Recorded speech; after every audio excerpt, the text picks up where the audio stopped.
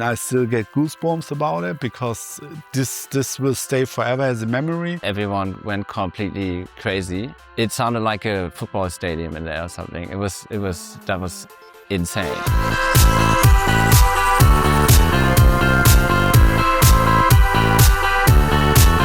Hi, we are Digitalism. And this is the story behind Starlight. Starlight. In Hamburg, we had this radio station called OK Radio. Every Friday, they had the dance charts on, and it was all the club 12 inches that were hot in that week. That made club music click for me. I taped everything. I started DJing with from tape deck to tape deck. Sometimes you only half press play. The tape went faster or something. And collected a lot of underground tunes. And then, obviously I was 12, so I wasn't allowed to go anywhere. When I was 16 or first school parties, I realized there was a DJ. He played amazing records. And I asked him, hey, where do you bought all these records? And he just said Underground Solution. That was the record store where Jens was working. And then at that time I discovered vinyl and all that kind of stuff. So ended up as a daily customer. The record store owner, he had so much vinyls and he needed help. And I asked him, hey, do you need help? And then he just said, yes, put the prices on the vinyl.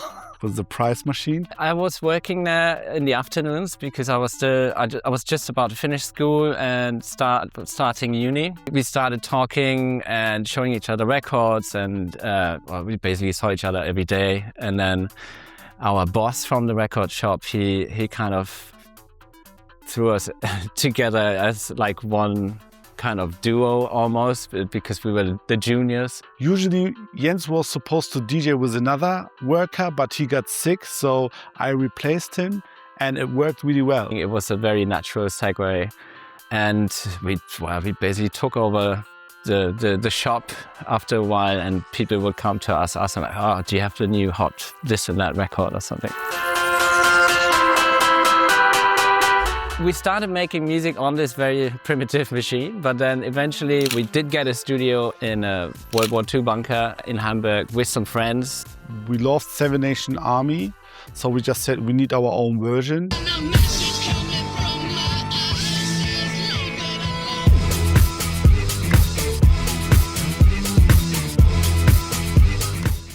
Another friend of us, he just said, hey, this is so great.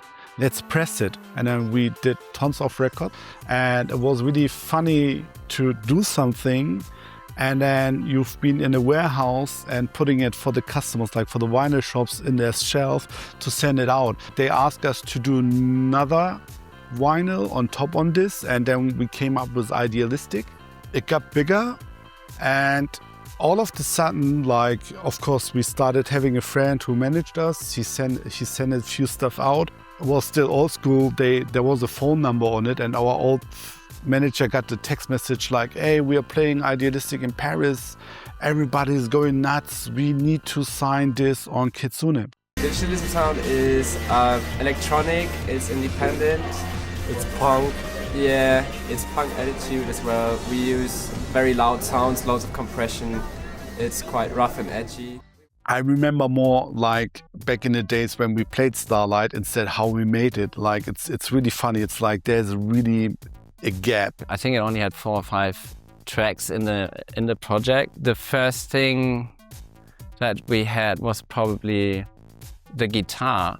And growing up with trance, it was a very big thing to have the nice, beautiful part packaged into something that's quite monotonous, and it's a big payoff, like a reward when finally the nice melodic part starts. We had the microKOG as well at that time, and then we put some blast sounds in it, and there was a Logic plugin called ES2, so that was kind of the bleed sounds, and then we played around with that. It wasn't easy to produce with 2 of us, so Jens was more kindly the director and I was the cutter, so Jens was mainly sitting in front of the computer. It was much easier when one cook is making the dish instead of 2. By that time, we were still younger and we were working very late into the night. So it might have actually been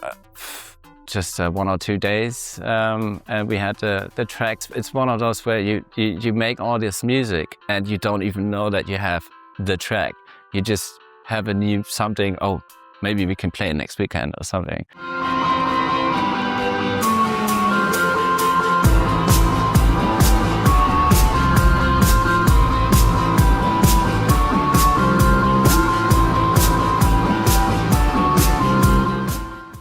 Gilda and Messiah wasn't obsessed about Starlight, let's say this. Like just said, it was a good track, but we don't see it for Kitsune. We had a lot of CDs that we gave to friends to play, but no one really touched it. I guess we played it sometimes, but again, the audience didn't really know it. I remember we played in Belgium with Tiga at Culture Club in Ghent. And we played Starlight and everyone went completely crazy. It sounded like a football stadium in there or something. It was insane. I still get goosebumps about it because this will stay forever as a memory, because then you realize, okay, here's something going on what you don't ever dreamed about it because like you're young. After the years, you just realize, okay, wow, there was something special about it.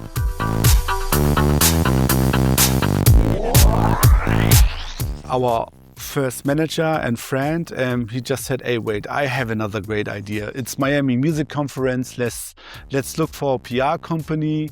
And we don't mention the name because the invoice is still not paid because they never sent the invoice. We got a PR company to like distribute these like 100 CDs to everyone.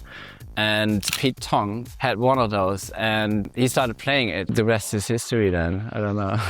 It got bigger and bigger without doing much. It was like you accidentally on the right spot with a lot of luck because a big radio DJ, especially on the dance culture from the UK radio side, was like blowing up. I didn't have much background about music channels or radio channels here, like how big it could be or what kind of impact it could get for you. And it was really interesting to see how everything grew. Soulwax, our fathers who had a really good taste at that time in 2004 and 2005 when they started with their Soulwax nights, they've been way by far ahead of their time actually. What people are doing now, they did it in the past already. And we played with them at Fabric at their Soulwax night, and we played Starlight, for example. What kind of impact it had actually. Like you're playing Fabric 3 o'clock in the morning, don't know what you expect because you heard about Fabric, but you never had or touched a UK crazy partiness night ever. And it was the first touch and it was like something special actually.